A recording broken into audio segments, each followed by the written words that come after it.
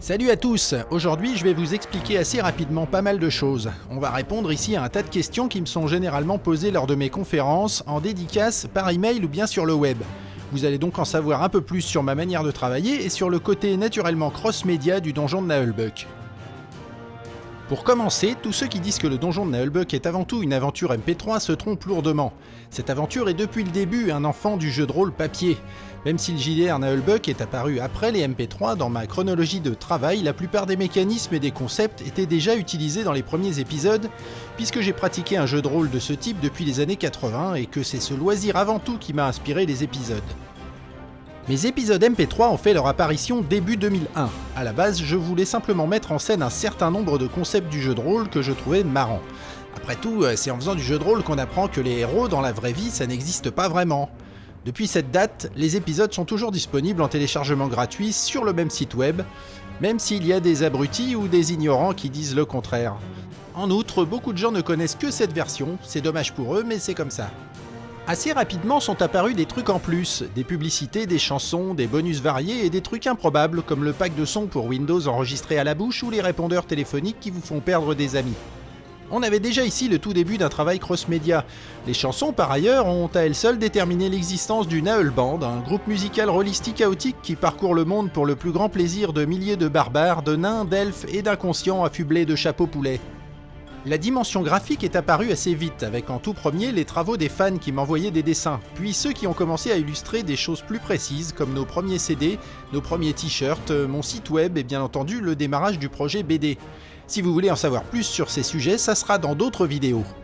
C'est à peu près en 2004 que j'ai commencé à me sentir serré dans le format MP3, comme un ogre qui tenterait d'enfiler des sandales de fillette.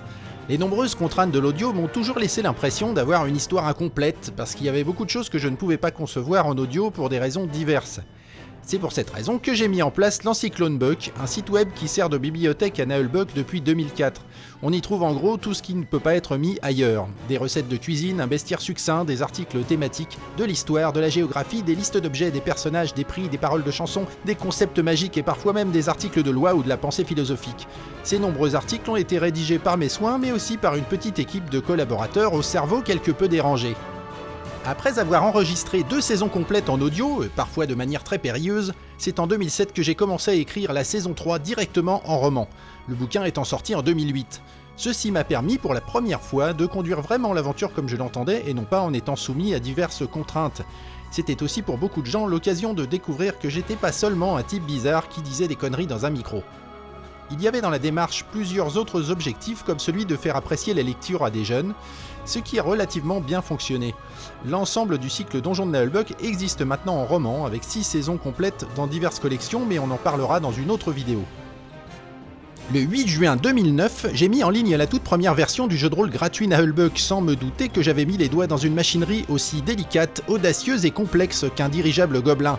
Si les règles et les mécanismes du jeu ont été mis en place très vite, j'ai travaillé ensuite plusieurs milliers d'heures, souvent seul mais parfois avec des collaborateurs de bonne volonté, afin de vous permettre de vivre vos propres aventures dans le monde que nous avions écrit.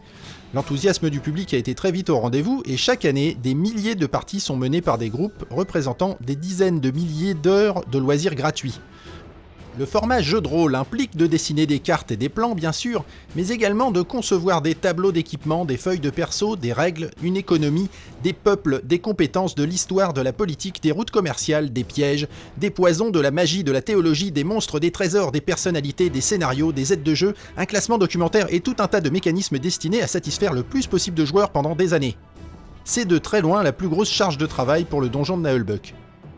Avec cet énorme chantier, je me suis mis en tête assez vite de rationaliser l'écriture et de prendre des notes pour garder un maximum de tangibilité à l'ensemble. Très vite, les romans et le jeu de rôle sont entrés en résonance, de manière à assurer la cohérence de l'aventure jusqu'au niveau le plus fin possible.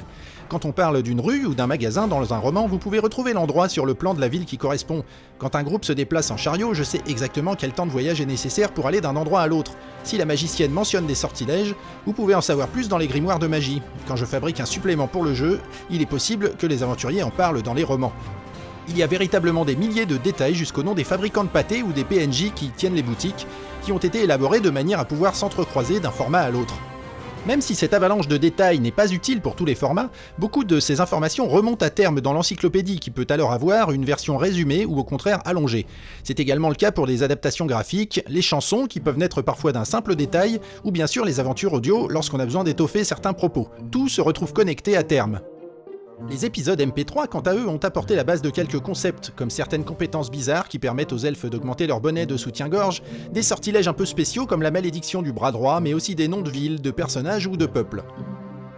Même si les formats sont variés, la base du travail reste l'écrit, même pour ce qui concerne les épisodes audio. Ces écrits servent ensuite de référence pour d'autres projets tels que le jeu vidéo, la série animée, des spectacles ou des publications annexes. Il y a toujours une part d'écriture et de préparation pour chaque nouveau format, mais nous piochons au maximum dans ce qui existe déjà.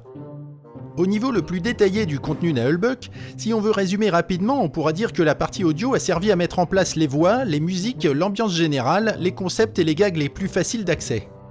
La bande dessinée, également facile d'accès, a permis d'instaurer la tendance graphique générale de l'œuvre et de consolider la réputation du donjon de Naheulbeuk sur la plateforme culturelle. L'encyclopédie nous a aidé à faire connaître des contenus avancés divers qui n'avaient pas forcément leur place ailleurs. Certains articles qui pouvaient sembler anodins m'ont servi plus tard à monter des conférences, écrire des sortilèges ou des chansons, rédiger des suppléments ou développer des intrigues. La version littéraire, que je considère pour ma part comme la plus fidèle au niveau du contenu, a aidé notre public à concevoir la densité de ce qui avait été mis en place pour les personnages, les lieux et la cosmogonie générale de l'œuvre. De plus, ça permet également de suivre des histoires complètes. Pour tous ceux qui n'ont pas encore assez avec tout ça, il ne reste plus qu'à pratiquer notre jeu de rôle afin d'aller tester tout ce qui ne figure pas dans les formats précédents. Cela représente des possibilités très étendues et des centaines de façons d'affronter les dangers ou de mourir d'une manière très épique ou parfaitement ridicule. Même si on peut trouver désormais pas mal de nos bouquins en librairie, une très grande partie du contenu Naheulbeuk reste gratuite et disponible à tout moment sur le web, que ce soit par le site Pen of Chaos ou par le site Naheulbeuk. N'hésitez pas à fouiner un peu et à vous servir dans tout ce qui est proposé. C'est gratuit, comme dirait le nain. Alors ça c'est fait, maintenant je vous dis à bientôt sur un format ou un autre.